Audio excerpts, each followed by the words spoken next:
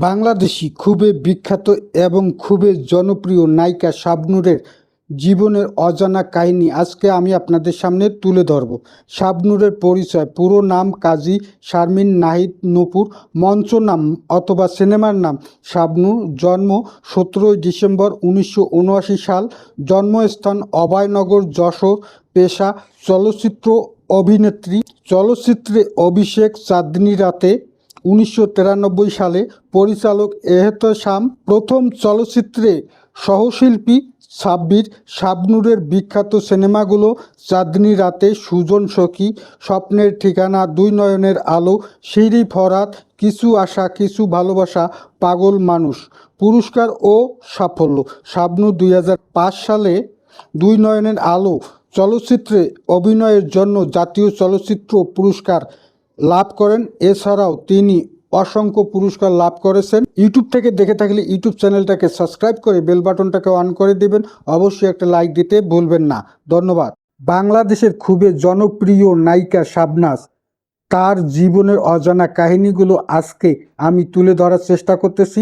শাবনাজের পরিচয়: পুরো নাম সাবরিনা তানিয়া, পরিচিত নাম শাবনাজ মানে চলচ্চিত্রের নাম, জন্ম 1973 সালে, জন্মস্থান বিক্রমপুর, পেশা চলচ্চিত্র অভিনেত্রী, চলচ্চিত্রে অভিষেক চাঁদনি 1991 সালে, পরিচালক এহতেশাম। অভিষেকের সহশিল্পী ছিলেন নাইম। শাবনাজের বিখ্যাত সিনেমা: চাঁদনি, জিত, লাভ, চোখে চোখে, দিল, অনুতপ্ত, বিয়ের বাসি, সোনিয়া, টাকার অহংকার, ঘরে ঘরে যুদ্ধ, নির্মম, ডাক্তার বাড়ি। নাইম ও শাবনাজের প্রেম ও বিয়ে। পর্দায় জুটি হিসেবে কাজ করতে গিয়ে নাইম ও শাবনাজের মধ্যে সম্পর্ক গড়ে ওঠে। পরবর্তীতে 1994 সালের 5ই অক্টোবর তারা বিয়ে করেন। তাদের দুই মেয়ে নামিরা নাইম ও মাহমিদা নাইম।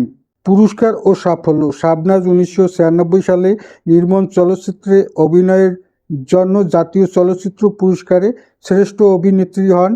বিয়ের পর শাবনাজ ধীরে ধীরে চলচ্চিত্র থেকে অনিয়মিত হয়ে পড়েন। 2001 সালে ঘরে ঘরে যুদ্ধ সিনেমায় নাইম শাবনাজ জুটিকে দেখা যায়। এরপর শাবনাজকে 2007 সালের ডাক্তারবাড়ি সিনেমায় দেখা যায়। পরবর্তীতে তিনি অভিনয় থেকে অনেকটাই আড়ালে চলে যান। শাবনাজ ছিলেন 90 দশকের ঢাকাই চলচ্চিত্রের অন্যতম জনপ্রিয় অভিনেত্রী।